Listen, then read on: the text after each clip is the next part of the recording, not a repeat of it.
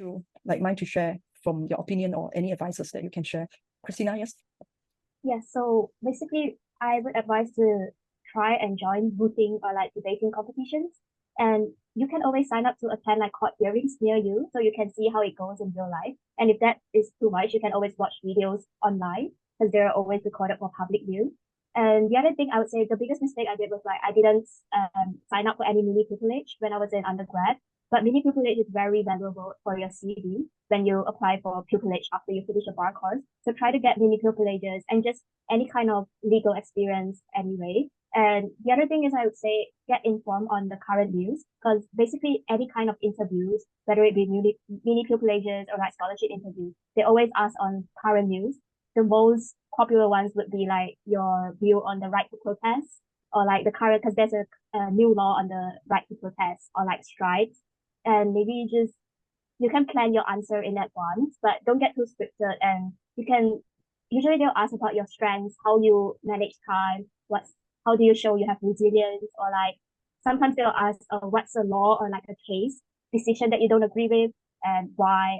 So their questions usually surround these kind of questions. So you can prepare your answer in advance, but just get informed on current news and you don't have to worry too much about English not being your first language. I was really worried about it when I first started because I don't sound that fluent.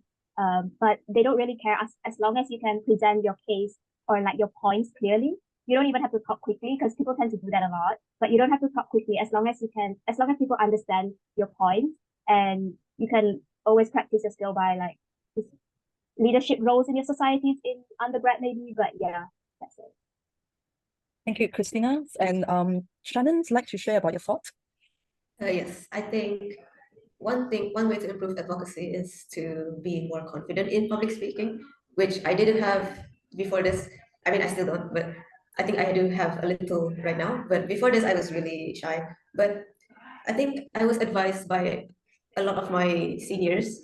They said you need to be more confident, even though you're scared, but you just have to do it anyway, because since you're already there, why waste the opportunity?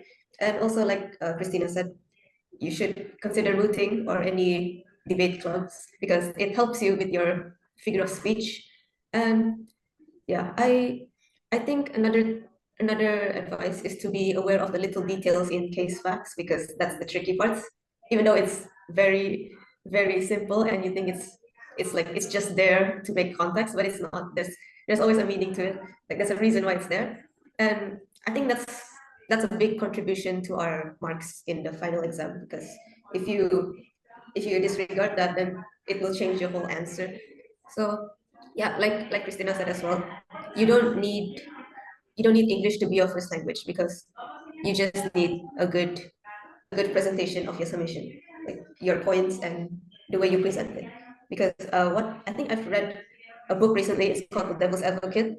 It says it doesn't matter what language you speak, it's how you persuade the court, it's how you persuade the juries. And I think that's really important to know because anyone has the right to be an advocate and you don't have to be a certain person to be entitled to learn it. Yeah. Thank you, Shannon. I cannot agree more that if you want to be a very good speaker and convincing people, that the most essential that you need to be confident to what you're saying. So you cannot be confident until you prepare enough. So get the facts, get everything prepared and speak confidently, then that you'll be probably okay. And even though if you're not English is not your first language. Thank you. Arvin, please. My main point would practically be around what Shannon said. Confidence is definitely key for this. Like, if you have any opportunity in the past as well, or like even now where you for like debating or mooting, you definitely should take it up because it really does help a lot. Because when you go into class to give your talk on, let's say, like submission advocacy, they even like take down the minor details like your eye contact, your body movement, your posture. So by naturally talking a lot, like or debating a lot or speaking a lot in terms of facts, you will naturally come easier for like eye contact and like body language and everything. So confidence as well as like body language is the main point for it. I also feel like you should definitely like keep yourself well versed, like what Christina said earlier. Keep up with the news nowadays. For me, I've been quite lucky. My submission advocacy class in BPP is only 5 people. So and we're all quite close to each other because we have our other classes together as well. So before the class, even when the teacher comes in, we'll just talk about the latest news like that happened. like just go around the news before the class starts to make it a bit more of like a homelier and easier feeling for you to talk. So I feel like it's always good to just keep yourself at ease, be confident, even if you're slow a bit, it's really fine. Just make sure your point is heard rather than speeding up and getting through it all.